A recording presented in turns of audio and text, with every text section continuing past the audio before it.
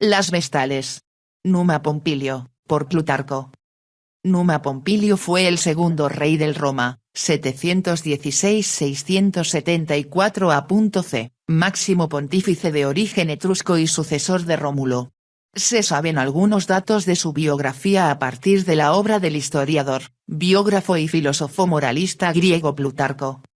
Plutarco dice que Numa Pompilio consagró el servicio de las Vestales, es decir, fue el fundador de la Orden de las Vestales.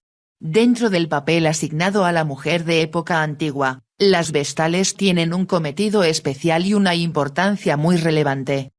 En la antigua Roma las mujeres libres eran las llamadas ciudadanas, cibes, aunque no tenían derecho a votar ni a desempeñar cargos públicos. Esta es una de las razones por las que los historiadores romanos apenas las mencionan. No obstante, las mujeres romanas de familias ricas y prominentes ejercían una gran influencia en el entorno privado y a menudo estas mujeres de la élite eclipsaron el papel de otras mujeres de rango inferior según los registros históricos. La vida diaria de las mujeres fue plasmado en géneros literarios como la comedia, la sátira y la poesía a través de una perspectiva masculina. Las Vestales fueron las únicas mujeres sacerdotisas que tuvieron un papel público importante en el ámbito religioso. Las Vestales tenían voto de castidad y no tenían ninguna obligación de casarse o de tener descendencia. Su papel se fundamentaba en el estudio de los ritos que eran reconocidos imprescindibles para la supervivencia y seguridad de Roma, y que no podían ser implementados por los sacerdotes varones. Las Vestales eran vírgenes de gran belleza que tenían unos progenitores reconocidos públicamente.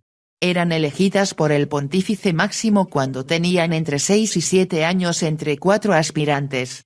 Su trabajo era mantener el fuego sagrado del templo de Vesta erigido por Numa en el foro romano y evitar que se apagase si no querían recibir un castigo en forma de azotes.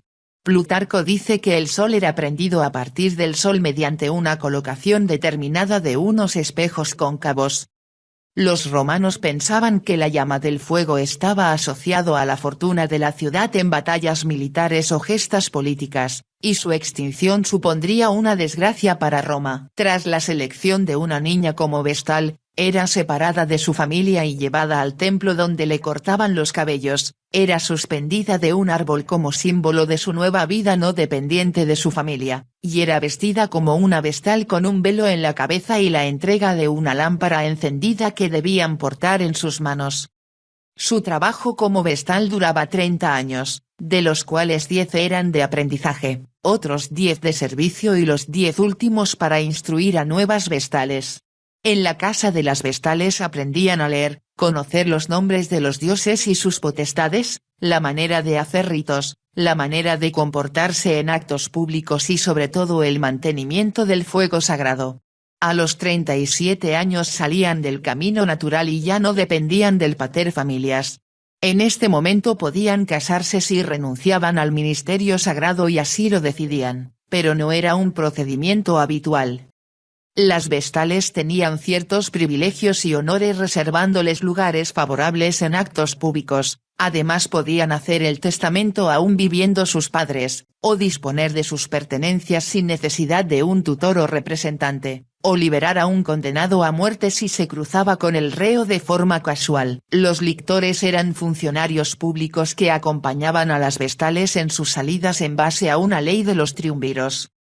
La pérdida de la virginidad por las Vestales era considerada una falta muy grave. El castigo fue en un principio la lapidación, luego la decapitación y el enterramiento en vida tal y como dice el texto. Se les preparaba una pequeña habitación subterránea con una cama, una antorcha y algo de comida para sobrevivir, pan, agua, leche y aceite. No querían matarlas de hambre porque las Vestales eran consideradas sagradas y no querían cometer un sacrilegio. Solo se conocen 20 casos en que fueran castigadas de tales maneras.